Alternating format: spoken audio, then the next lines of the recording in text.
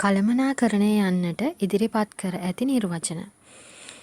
අන් අය සමග අන් අය ලවා වැඩ කරවා ගැනීමේ කලාව කළමනාකරණය වේ. මේක කියලා තියෙන්නේ මේරි පාකර් පොලට්. ඊළඟ නිර්වචනය බලමු. ආයතනයක ප්‍රකාශිත පරමාර්ථ ඉටු කර ගැනීම සඳහා එම ආයතනයේ ඇති මානව හා භෞතික සම්පත් සැලසුම් කිරීම, සංවිධානය කිරීම, මෙහෙයවීම හා පාලනය යන කාර්යයන් ඇතුළත් ක්‍රියාවලියට තමයි කියන්නේ කළමනාකරණය කියලා. ජේම්ස් එල් ස්ටෝනර්, ෆීමන් සහ ගිල්බර්ට් තමයි ඒ නිර්වචනය ඉදිරිපත් කරලා තියෙන්නේ. ඊළඟ නිර්වචනය ගත්තොත් වෙනස් වෙමින් පවත්නා පරිසරයක් තුළ සම්පත් කාර්යක්ෂමතාවයෙන් යුතුව යොදා ගනිමින් ආයතනික පරමාර්ථ ළඟා කර ගැනීම සඳහා අන් අය ලවා කාර්ය කරවා ගැනීමත් අන් අය සමග කාර්ය කිරීමත් කළමනාකරණය වේ. ඒ නිර්වචන ඉදිරිපත් කරලා තියෙන්නේ රොබර්ට් ක්‍රිස්ටින.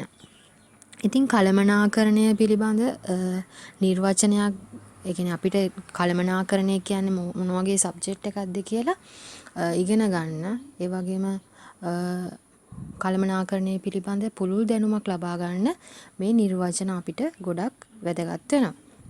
ඊළඟට අපි බලමු කළමනාකරණය පිළිබඳ පුළුල් අර්ථකථනය මොකක්ද කියලා.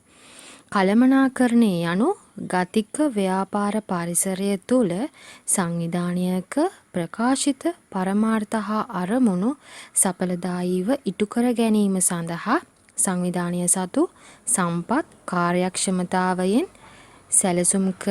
සැලසුම්කරණය, සංවිධානකරණය, මෙහෙයවීම හා පාලනය තුළත් ඵලදායී ක්‍රියාවලියකි. එතකොට ගතික පරිසරයක් කියලා කියන්නේ වෙනස් වෙන පරිසරයක්. කොයි වෙලෙත් අපේ ව්‍යාපාරික ලෝකය වෙනස් වෙමින් තමයි පවතින්නේ. ඒ කියන්නේ තාක්ෂණය වෙනස් වෙනවා, එක එක අලුත් දේවල් වෙනවා. ඒ කියන්නේ ඉක්මනින් ගතික වෙනස් වෙන පරිසරයක තමයි ව්‍යාපාරයක් කටයුතු කරන්නේ. එතකොට ඒ වෙනස් වෙන ව්‍යාපාර පරිසරය තුළ සංවිධානයක අරමුණු හා පරමාර්ථ සඵලදායීව ඉටු කරගන්න නම් සංවිධානය සතු සම්පත් කාර්යක්ෂමතාවයෙන් යුතුව සැලසුම්කරණය, සංවිධානකරණය, මෙහෙයවීම හා පාලනය ඵලදායීව සිදු කරනවා. ඊළඟ එක බලමු නිර්වචනය තුල ඇති සංකල්ප. එතකොට අපි ඒ නිර්වචනය තුලින් සංකල්ප ටිකක් බලමු.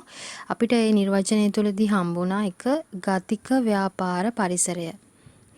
ඒ කියන්නේ විවිධ අවස්ථාවන්හි නිරන්තර වෙනස් වීම් වලට භාජනය වෙමින් පවතින අභ්‍යන්තර හා බාහිර පරිසරය ගතික ව්‍යාපාර පරිසරය. ඊළඟ එක තමයි දෙවනි අපිට හම්බෙන නිර්වචනයේ තුල තියෙන සංකල්පය ආයතන නැත්නම් සංවිධාන. ඒ කියන්නේ යම් පරමාර්ථයක් හෝ පරමාර්ථ කිහිපයක් හෝ ඉටු කර ගැනීම සඳහා එක් එක්ව වැඩ කරන පුද්ගලයන්ගේ එකතුවක් සංවිධානයක් ලෙස සරලව හඳුන්වන්න පුළුවන්. එසේම අරමුණු අත්පත් කර ගැනීම සඳහාද ආයතන සංවිධාන කටයුතු කරනු ලබයි. ඊළඟ එක පරමාර්ථ හා අරමුණු. ආයතනයක් දිගු කාලයේදී ළඟා කර ගැනීමට අපේක්ෂිත ප්‍රතිඵල තමයි පරමාර්ථ කියලා කියන්නේ. එතකොට කෙටි කාලයක් තුල අත්පත් කරගන්නා නිශ්චිතව ප්‍රකාශ කළ හැකි සුවිශේෂී දේවල්ට තමයි කියන්නේ අරමුණු කියලා. අරමුණු කිහිපයක් ඉටු කර ගැනීමෙන් පරමාර්ථයක් සාක්ෂාත් කරගන්න පුළුවන්. ඊළඟ එක ව්‍යාපාර සම්පත්. ව්‍යාපාර කටයුතු සඳහා යෙදවුමක් ලෙස භාවිතා කරනු ලබන සියලුම දේ ව්‍යාපාර සම්පත් ලෙස හැඳින්වෙනවා. ඒවා පහත පරිදි විවිධ වර්ගීකරණයට ලක් කරන්න පුළුවන්. අපි උදාහරණ එක ගමු. එතකොට අපි මේවා කියනවා 7M කියලා. ඒ කියන්නේ මැටීරියල් ඔක්කොම M අකුරින් පටන් materials, men, money, machines, method, market, minute නැත්නම් time. ඉතින් මේ ඔක්කොම අපි කියනවා 7M කියලා. ඊළඟ උදාහරණයේදී අපිට ගන්න පුළුවන් සංකල්ප, ගනුදෙනුකරුවෝ, මානව සම්පත්, භෞතික සම්පත්, මූල්‍ය සම්පත්, තොරතුරු සම්පත්, කාලය මේවත් අපිට ව්‍යාපාර සම්පත් විදිහට ගන්න පුළුවන්. ඊළඟ තමයි සඵලදායකත්වය. ආයතනයක් විසින් කොතෙක් දුරට අපේක්ෂිත අරමුණු නිවැරදිව ළඟා කරගනු ලබන්නේද යන්න සඵලදායකත්වය ලෙස හැඳින්වේ. එනම් නිවැරදි දේ කිරීම නැතිනම් නිවැරදි දේ කිරීම. නිවැරදි කිරීම නැත්නම් නිවැරදි දේ කිරීම. doing the right thing. එතකොට සඵලදායකත්වයේදී ගොඩක් වැදගත් දෙයක් තමයි ආයතනයක් විසින් කොතෙක් දුරට අපේක්ෂිත අරමුණු නිවැරදිව ළඟා කර ගන්නවද කියන එක. ඒකෙදී අපි කියනවා නිවැරදි දෙය කිරීම. ඊළඟ එක අපි බලමු කාර්යක්ෂමතාව. අපේක්ෂිත අරමුණු ඉටු කර ගැනීමේදී ඇති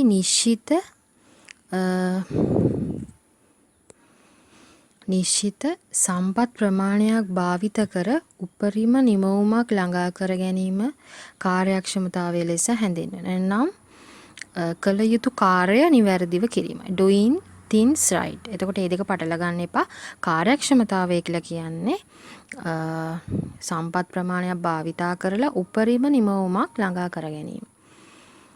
ඊළඟ එක තමයි කාර්යක්ෂමතාවය සහ සඵලදායකත්වය අතර තියෙන සම්බන්ධතාවය. එතකොට ඒකෙදී ඔයගොල්ලන්ට පේන විදිහ වගුවක් ඒකේ පළවෙනි කොටසේ දාලා තියෙනවා කරන්නේ කෙසේද? නිවැරදි ලෙස වැරදි ලෙස කියලා කොටස් දෙකකට බෙදලා තියෙනවා. ඊට පස්සේ කලේ කුමක්ද? නිවැරදි දේ වැරදි දේ කියලා තියෙනවා. එතකොට මේ පළවෙනි ඉලක්කම දාලා තියෙන එකේ බැලුවොත් ඒකේ තියෙනවා නිවැරදි ලෙස නිවැරදි දේ. නිවැරදි ලෙස නිවැරදි දේ. අපි මේ විදිහට ගත්තොත් එතකොට හරහට ඔයගොල්ලන්ට පේනවා නිවැරදි ලෙස නිවැරදි දේ ගත්තොත් සඵලදායි කාර්යක්ෂමයි. එතකොට දෙවැනි එකෙන් ඔයගොල්ලන්ට මේ විදිහටම ගන්නවා වැරදි ලෙස නිවැරදි දේ. එතකොට සඵලදායි අකාර්යක්ෂමයි. ඉතින් මේ ආකාරයට තියෙනවා. ඉතින් ඔයගොල්ලන්ට ඒක වැඩිදුර අධ්‍යයනය කරන්න පුළුවන්. එතනදී පළවෙනි කොටුවෙන් තියෙන එක. ඒ කියන්නේ පළවෙනි ඉලක්කම දාලා තියෙන දේ තමයි නිවැරදි. ඒ කියන්නේ ඉහත රූප සටහනේ වම්පස ඉහළ කොටුවෙන් අංක 1 නිවැරදි දේ නිවැරදි ආකාරයෙන් සිදුවන බව පෙන්වන අතර එහිදීද කාර්යක්ෂමතාවය සහ සඵලදායකත්වය ආරක්ෂා වන බව පෙනේ. කළමනාකරණයෙන් බලාපොරොත්තු වන්නේද එම தත්වය. හරි. ඒක තමයි කාර්යක්ෂමතාවය සහ සඵලදායකත්වය අතර තියෙන සම්බන්ධතාවය. ඊළඟට අපි බලමු ඵලදායකත්වය කියන්නේ මොකක්ද කියලා. නියමිත කාලයක් තුළ ආයතනයක නිමවුම් හා යෙදවුම් අතර පවතින අනුපාතික සම්බන්ධතාව ඵලදායකත්වය. ඒක අපි ගණනය කරන්නේ කොහොමද කියලා බලමු. ඵලදායකත්වයේ සමානයි නිමවුම බෙදීම යෙදවුම්. කළමනාකරණයේදී සඵලදායකත්වය හා කාර්යක්ෂමතාවය ඉහළ අගයකින් අත්පත් කරගන්නා විටක ඵලදායකත්වයද ඉහළ අගයක් ගන්න. එනම් අනුලෝම සම්බන්ධතාවයක් පවතින. එසේම නිවැරදි දේ නිවැරදි අයුරින් සිදුවන්නේ නම් ආයතනයේ ඵලදායකත්වයේද නිතැනින්ම ඉහළ අගයක් ගන්නවා. ඊළඟ එක තමයි ක්‍රියාවලිය. එකිනෙකට සම්බන්ධ අඛණ්ඩව පවත්නා ක්‍රියාකාරකම් සමූහයක එකතුවක් ක්‍රියාවලියක් ලෙස හැඳින්විය හැකිය. ඒ අනුව කළමනාකරණයද ක්‍රියාවලියක්. කළමනාකරණ ක්‍රියාවලියට සැලසුම්කරණය, සංවිධානකරණය, මෙහෙයවීම හා පාලනය යන කාර්යයන් ඇතුළත් වෙනවා.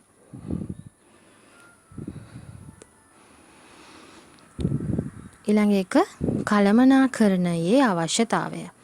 කළමනාකරණය පුද්ගලයන්ගේ මෙන්ම සංවිධානවල පරමාර්ථ හා අරමුණු සාධනය සඳහා අවශ්‍ය වෙනවා. පුද්ගලයන්ගේ පරමාර්ථ හා අරමුණු සාධනය සඳහා කළමනාකරණය බලපාන ආකාරය. 1. පුද්ගලයන්ගේ අපේක්ෂාවන් බලාපොරොත්තු වූ ආකාරයටම ඉටු කර ගැනීමට. ඊළඟ එක පුද්ගලයන්ගේ ආර්ථික තත්ත්වය නැත්නම් ආදායම් සහ වියදම් මනා ලෙස පාලනය කර ගැනීමට. 3. කාලය කළමනාකරණය කර ගැනීමට.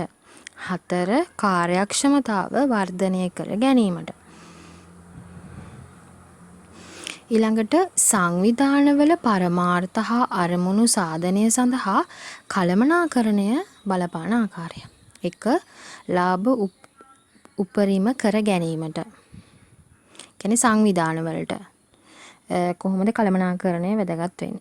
ලාභ උපරිම කර ගැනීමට, 2 සමාජ සුබ සාධනයට, 3 වෙළඳපොළ පුළුල් කර ගැනීමට, 4 වෙළඳපොළ කොටස වැඩි කර ගැනීමට සහ 5 ව්‍යාපාරයේ ගමන් මඟ තීරණය කිරීමට.